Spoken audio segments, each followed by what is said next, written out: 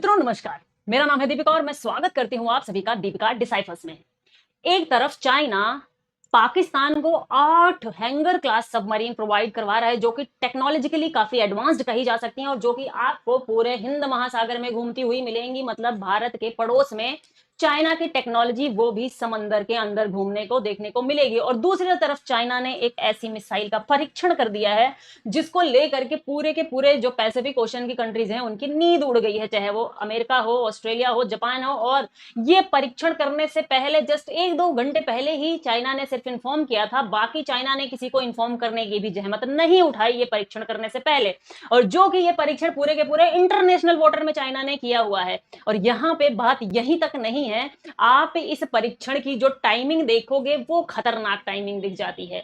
एक तरफ 6 जुलाई की बात है जब चाइना ने इतनी एडवांस्ड मिसाइल का परीक्षण किया। उसी 6 जुलाई को जो ऑस्ट्रेलिया है और जो फिजी एक आइलैंड कंट्री है, इन दोनों के बीच में एक अग्रीमेंट होता है जिस अग्रीमेंट को कहते हैं ये ocean of peace alliance agreement नाम देते हैं 6 जुलाई को। और इसके कुछ घंटे बाद ही चाइना ने इस मिसाइल का परीक्षण कर दिया, यहां से लेकर के यहां, मतलब कि इसके कुछ दूर पे ही आपको फिजी भी देखने को मिल जाएगा। ये रहा फिजी और यहाँ पे जो है इतनी दूर आकर के चाइना ने यहां से यहां ये परीक्षण कर दिया। मतलब नोरू टोंगा आप जगह को देख सकते हो, आप मैप एक बार देख लो, यहां से परीक्षण किया हुआ है, यहां जाकर के मिसाइल लैंड करी है। और ये मिसाइल जो है ये एसएसबीएन है। एसएसबीएन मतलब कि जो न्यूक्लियर सबमरीन होती हैं, न्यूक्लियर पावर सबमरीन होती हैं, उसके थ्रू लॉन्च की गई एक बैलिस्टिक मिसाइल है जो कि 7300 किलोमीटर की दूरी रेंज यहाँ पे तय करती है। और इसको लेकर के अमेरिका की चिंता इतनी ज्यादा बढ़ जाती है क्योंकि पूरा का पूरा अमेरिकन कॉन्टिनेंट जो है इसकी रेंज में आता है। यहाँ पे आप अगर कह दो तो ये कहने के लिए 7300 की रेंज, 300 किलोमीटर की रेंज है, लेकिन इसकी प्रॉपर रेंज बताई जा रही है लगभग 10,000 किलोमीटर तक की इसकी रेंज है, जो कि आप चाइना से अमेरिका की दूरी को कह सकते हो। और यहाँ पे अमेरिका ने कह दिया है कि अब चाइना को सीरियसली जो ये वॉर हेड्स हैं इनको कम करने पे जो है बातचीत करनी चाहिए, एक मीनिंगफुल बातचीत इनको करनी चाहिए। आप देखो यहाँ पे जो हम पहली बात कर रहे हैं कि जो चाइना है इन्होंने पाकिस्तान को अभी ही जो हैंगर क्लास की सबमरीन प्रोवाइड करवाई हुई है, इसमें 8 सबमरीन प्रोवाइड करवाने की बात इनके बीच में जो है डील हुई थी, जिसमें से 4 चाइना के अंदर में बनने वाली है चाइना की टेक्नोलॉजी के थ्रू, और 4 चाइना की टेक्नोलॉजी से सिर्फ पाकिस्तान के अंदर में असेंबल होगी। मतलब टेक्नोलॉजी चाइना की पाकिस्तान के अंदर में सिर्फ असेंबल हो रही है और इसको जो है फिर ये उतारने वाले हैं अरेबियन सी में। और अरेबियन सी का पूरा एरिया आप समझ सकते हो कितना इंडिया के लिए स्ट्रेटेजिकली इंपॉर्टेंट है। और बात यहीं तक नहीं है, इंडिया ने एक स्ट्रेटेजिक हार कह लो इंडिया की, वो भी हमें एक बहुत ही बड़े लेवल की स्ट्रेटेजिक हार देखने को मिली है, जिसको हम जानेंगे कि वो कौन सी हमारी स्ट्रेटेजिक हार है जिसको इंडिया जिसको अवॉइड कर सकता था पूरे तरीके से, लेकिन इंडिया ने फिर भी वो जो है हार का सामना करना पड़ा है इंडिया को। यहाँ पे जो हम टाइमिंग की बात कर रहे हैं, दूसरी जो टाइमिंग की बात है, एक तरफ आती है जापान की प्राइम मिनिस्टर सनाई तकाइची। आप चाइना की और जापान की जो दोस्ती है उसके बारे में तो आप जानते ही होंगे कि दोस्ती नहीं, दोनों के बीच में दुश्मनी ही चल रही है एक तरीके से ताइवान को लेकर के खास करके। और इसके पहले भी अगर इनका इतिहास देख लोगे तो इतिहास तो अलग ही है इन दोनों का कि किस तरीके से जो है ब्रूटली जापानीज ने जो है चाइना पे राज किया था। तो इनमें जो है एक अलग तरीके की दुश्मनी देखने को मिलती है। और यहाँ पे इंडिया के साथ में ये दोस्ती यहाँ पे जापान और इंडिया की दोस्ती देखने को मिल रही है, जो कि क्वाड कंट्रीज के जो है एक इंपॉर्टेंट पार्टिसिपेंट्स हैं, ये लोग इंपॉर्टेंट पार्ट हैं। और दूसरी तरफ वहीं पे देखोगे ये मीटिंग होती है 2 से 3 जुलाई के आसपास। 6 जुलाई को ऑस्ट्रेलिया पीस वाली जो है ओशन ऑफ पीस के नाम से अग्रीमेंट साइन करता है फिजी के बीच में। दूसरी तरफ आप देखोगे इसी के 2 दिन बाद जो है हम 8 से लेकर के 10 के बीच में हमारे प्राइम मिनिस्टर पहुंच जाते हैं ऑस्ट्रेलिया के अंदर में। वहां पे हम यूरेनियम की डील करते हैं। यूरेनियम की डील वही यूरेनियम की डील जो कि न्यूक्लियर रिएक्टर्स वगैरह बनाने में, परमाणु रिएक्टर बनाने की हम जिसमें बात करते हैं, जिसमें हम एनर्जी जनरेट कर सकते हैं। और ये आने वाले टाइम पे इंडिया के लिए काफी इंपॉर्टेंट बात हो सकती है क्योंकि जो यूरेनियम प्रोवाइड करवाएगा ये ऑस्ट्रेलिया, उसके थ्रू हम जो है और ज्यादा अच्छे रिएक्टर्स लगा सकते हैं, जिससे आने वाले टाइम पे इंडिया के लिए जो एनर्जी क्राइसिस है उसको काफी कम किया जा सकता है। लेकिन यहाँ पे हम देखेंगे दूसरी एक जो है हमें स्ट्रेटेजिक जीत मिली हुई है और वहीं पे दूसरी एक हमें स्ट्रेटेजिक हार मिली हुई है। स्ट्रेटेजिक जीत हम किसको कह सकते हैं, उसके बाद में हमारे प्राइम मिनिस्टर चले जाते हैं कहां पे, इंडोनेशिया में। जब इंडोनेशिया में वो जाते हैं तो वहां पे हम एक पोर्ट की डील करके आ जाते हैं, बंदरगाह की डील कर लेते हैं। वो बंदरगाह आप देख लो, ये है सबांग पोर्ट जो कि इंडोनेशिया का पोर्ट है। और यहाँ पे आप देखोगे जो हमारा अंडमान निकोबार है, इसके इंदिरा पॉइंट से लगभग 200 किलोमीटर की दूरी पे भी नहीं, उससे कम की दूरी पे है। और दूसरा स्ट्रेटेजिक लोकेशन आप ये देख सकते हो, ये जो है स्ट्रेट ऑफ मलक्का है, जहां पे दुनिया का लगभग 25% के आसपास जो ट्रेड होता है इसी स्ट्रेट ऑफ मलक्का से होकर के गुजरता है। ये पूरा साउथ चाइना सी आप देख सकते हो, जहां पे चाइना पूरा कब्जा जमाने की बात करता है इस पूरे के पूरे एरिया में। और इधर वाले एरिया पे भी, स्ट्रेट ऑफ मलक्का पे भी पूरा कब्जा जमाने की बात करता है। तो यहाँ पे हमें एक स्ट्रेटेजिक जो है जीत तो मिली है, लेकिन एक हमारी बहुत बड़ी स्ट्रेटेजिक हार हो गई है। वो क्या है हमारा, यहाँ पे मोंगला पोर्ट, जो कि बांग्लादेश का मोंगला पोर्ट था, जिसको हमने लीज पे लिया था 2015 में, जिसको हम पूरे तरीके से अवॉइड कर सकते थे, ये सिचुएशन क्रिएट ही नहीं होती, लेकिन मोंगला पोर्ट को हमने हाथ से गवाया तो गवाया ही, लेकिन वहां पे जो है अब चाइना पहुंच गया है। चाइना अब इस पोर्ट को डेवलप करेगा, और यहाँ पे आप देख सकते हो वो स्ट्रेटेजिकली कितनी इंपॉर्टेंट लोकेशन है। यहाँ है मोंगला पोर्ट, जस्ट बगल में ही हमारा जो है इंडिया है, और यहाँ पे इंडिया ने 2015 में डील करी थी, और 10 से 12 साल हो गए इंडिया ने कोई काम ही नहीं किया। हमारे यहाँ के लोग मतलब कि क्या कह लो आप, इतने लेजी आदमी हैं कि इन्होंने कम से कम भाई हमारे पड़ोसी देश हमारे हाथों से निकलते चले जा रहे हैं, सब चाइना की गोद में जाके बैठ रहे हैं, धीरे धीरे चाइना सब पे कब्जा कर रहा है। इधर देखोगे आप, जो तीसरा प्रोजेक्ट है, तीसरा प्रोजेक्ट में भी जाकर के जो इनके तारिक रहमान है प्राइम मिनिस्टर, चाइना में जाकर के अभी मीटिंग करके चले आए, और तीसरा प्रोजेक्ट में जो है उन्होंने कहा कि हमारा सपोर्ट कर दो, इतना बड़ा तीसरा प्रोजेक्ट बना रहे। दूसरी चीज आप देखोगे, इधर पाकिस्तान को पूरी की पूरी मतलब 80% पाकिस्तान की जो डिफेंस का पूरा वेपन है वो कौन दे रहा है आज के टाइम पे? चाइना प्रोवाइड करवा रहा है। इनको भी प्रोवाइड करवाया जा रहा है, बांग्लादेश को भी, उधर भूटान, नेपाल, सबको धीरे धीरे करके चाइना अपनी तरफ खींच रहा है। दूसरी तरफ आप देखोगे इंडिया में, अब इसको वैसे पहले बता दूं मैं कि हमारी जो गवर्नमेंट है उन्होंने इसको फैक्ट चेक करके जो है र्यूमर बता दिया है, गलत बता दिया है, कि जो अरुणाचल प्रदेश है वहां पे कुछ ट्राइब्स ने जो है हमारे ऑफिशियल्स को लेटर लिखा था, जिसमें उन्होंने कहा था कि अरुणाचल प्रदेश के अंदर लगभग 60 किलोमीटर तक जो है जो पीपल्स लिबरेशन आर्मी है, चाइना की आर्मी, वो अंदर घुस चुकी है। और कुछ सैटेलाइट इमेजेस वगैरह भी दिखाई गई थी, जिसको लेकर के हमारे जो गवर्नमेंट है उन्होंने पहले यही बोला है कि भाई ये जो है पूरे तरीके से गलत है, ये जो है उन्होंने रॉन्ग करा दिया है, र्यूमर्स फैलाने की बात उन्होंने कही है। पता नहीं कितनी सही कितनी नहीं, आई डोंट नो। लेकिन यहाँ पे जो हम चीजें ये देख रहे हैं कि किस तरीके से चाइना और पूरा का पूरा जो वॉर है, पूरा का पूरा वॉर कह लो आप, वो पूरा वॉर कहां पे शिफ्ट हो रहा है? अब लैंड से शिफ्ट होकर के समंदर के अंदर जा रहा है।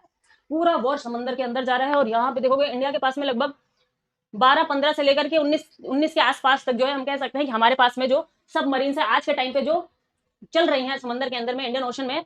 और वहीं पे 3 जिसमें से हम मान रहे हैं कि हमारी न्यूक्लियर पावर्ड सबमरीन है, जो कि एक अच्छी बात है, और जिसमें हमने एक अभी जो है अभी एक सबमरीन को हमने इन्वॉल्व किया है, एक फ्लीट को, जो कि हमारी कौन सी है? आईएनएस अरिधमान। आईएनएस अरिधमान को हमने नेवी में शामिल किया है ये। लेकिन अच्छी बात इसकी ये है कि ये जो है लगभग 90% से ज्यादा इंडिजिनस है, मतलब सारी चीजें हमने खुद की कंट्री में इसको बनाया हुआ है। इसके पहले हमने आईएनएस अरिहंत बनाया हुआ था, अभी कुछ 2024 में आईएनएस अरिहंत आता है, आईएनएस अरिहंत 2016 में आता है, और ये तीनों की तीनों जो है न्यूक्लियर पावर्ड है, मतलब कि ये न्यूक्लियर से चलेंगी, इनमें जो एनर्जी जनरेट होगी वो न्यूक्लियर एनर्जी होगी। न्यूक्लियर एनर्जी से जनरेट होने से क्या होता है कि ये महीनों तक समंदर के अंदर रह सकती हैं, महीनों तक, जब तक इसमें जो है फूड वगैरह की सप्लाई की जरूरत नहीं पड़ेगी, तो इनको बाहर आने की जरूरत नहीं पड़ती है। तो मतलब इससे क्या है कि हमारी जो स्ट्रेटेजिक स्ट्रॉन्गनेस है वो काफी बढ़ती हुई इससे हमें दिख रही है। लेकिन वहीं पे मैंने कहा आपको कि हम जो है एक स्ट्रेटेजिक हार भी हमारी बहुत भयानक देखने को मिली है, जिसको कि हम प्रॉपर अवॉइड कर सकते थे।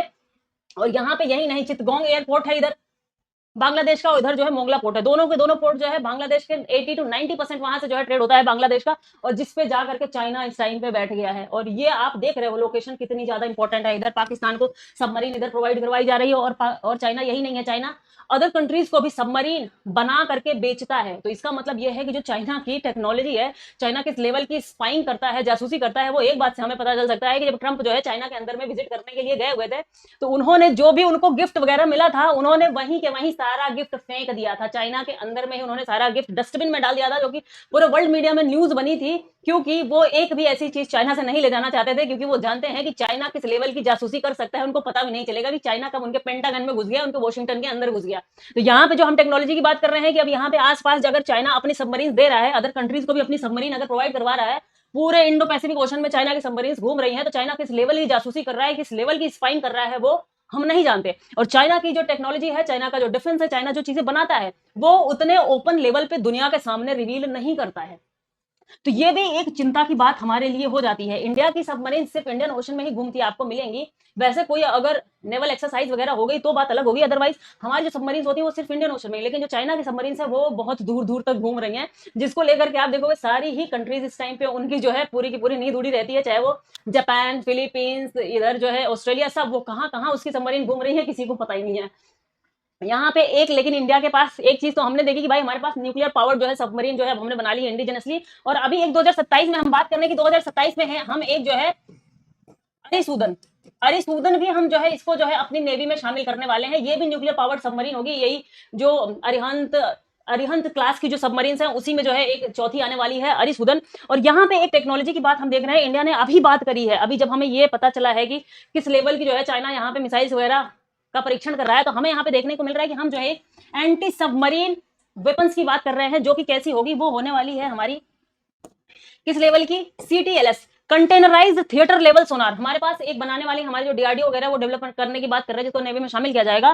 कंटेनराइज्ड थिएटर लेवल सोनार सीटीएलएस, इसका मतलब ये है कि ये एक कंटेनर में होगा, जो कंटेनर नहीं आता जिसमें सामान भरा जाता है, सामान यहां से वहां जो समंदर के थ्रू पहुंचाया जाता है, वो कंटेनर जो होते हैं। तो कंटेनराइज्ड करने का मतलब ये है कि इसका एक फायदा बहुत बड़ा हमें मिल सकता है कि ये कभी भी किसी भी जो वेसल को, जो नेवी की कोई भी वेसल हो, वो जरूरी नहीं कि वो नेवी की कॉम्बैट वेसल हो, उसको ये तुरंत का तुरंत कन्वर्ट कर सकता है एक एंटी सबमरीन वेपन के तरीके से। मतलब इसके जो कंटेनर्स होंगे वो एक तरीके से उसमें लगा दिए जाएंगे, उस वेसल में, उस शिप में, उस जहाज में लगा दिए जाएंगे, और वो बनकर तैयार क्या हो जाएगी, एक एंटी सबमरीन वेपन बनकर तैयार हो जाएगी, जो कि जो सबमरीन होंगी उसको टारगेट कर सकती है। और ये एक्टिव और पैसिव सोनार दोनों ही निकालेगी। ये एक्टिव और पैसिव सोनार निकालने का मतलब ये है कि ये एक जो है साउंड वेव निकालेगी। एक्टिव का मतलब है साउंड वेव निकाल करके उस वेव्स को ले जाकर के उस सबमरीन में जो है एक तरीके का टकराएगा, और उससे पता चलेगा कि कौन सी आसपास में सबमरीन्स है। उससे जो वेव्स निकल के हमारे पास में आएंगे, उससे हमें पता चल जाता है कि आसपास कोई सबमरीन्स है और जिनको जो है ध्वस्त किया जाना है। और दूसरी चीज पैसिव सोनार की बात हो रही है। पैसिव सोनार का मतलब यह है कि ये कुछ नहीं करेगा, शांत पड़ा रहेगा, ये बस सुनेगा कि आसपास से किसी सबमरीन वगैरह की आवाज तो नहीं आ रही है, तो ये सुनेगा और उससे पता लगाएगा, मतलब बहुत हल्की सी भी आवाज आएगी तो उसको भी ये कैच करने में माहिर होगा। तो यहाँ पे ये कहा जा रहा है कि इसको हम शामिल करेंगे तो इससे जो इंडिया की जो नेवल मजबूती है वो काफी बढ़ सकती है। और जो सबमरीन्स वगैरह को टारगेट करने की बात कही जा रही है, एंटी सबमरीन्स जो है उनमें जो है ये काफी इंपॉर्टेंट रोल प्ले कर सकता है। तो आप लोग क्या सोचते हैं कि इंडिया को कैसा स्टेप लेना चाहिए, इंडिया को और क्या ऐसी चीजें करनी चाहिए जिससे हमारी मजबूती और ज्यादा बढ़ सके? सीधे सीधे दिख रहा है कि पूरा का पूरा वॉर अब जो है लैंड से हट करके समंदर के अंदर में जाता हुआ दिखाई दे रहा है। और यहाँ पे देख करके तो ऐसा ही लग रहा है कि जिस तरीके से चाइना मिसाइल्स का परीक्षण कर रहा है, दूसरा सबमरीन्स प्रोवाइड करवा रहा है, लग रहा है कि एशिया में भी एक तरीका कोल्ड वॉर अब जो है स्टार्ट हो रहा है। तो देखते हैं इसमें और क्या डेवलपमेंट निकल के आता है। जियोपॉलिटिक्स के लेवल पे जो है ये काफी चीजें बहुत तेजी से चेंज होती हुई हमें नजर आ रही हैं। तो कमेंट सेक्शन में कमेंट करके जरूर बताइएगा कि इंडिया की क्या और आगे स्ट्रेटेजी होनी चाहिए इन सारे मामलों में। तब तक के लिए खाते पीते मस्त रहिए। धन्यवाद। लाइक शेयर सब्सक्राइब जरूर कर दीजिए। Thank you.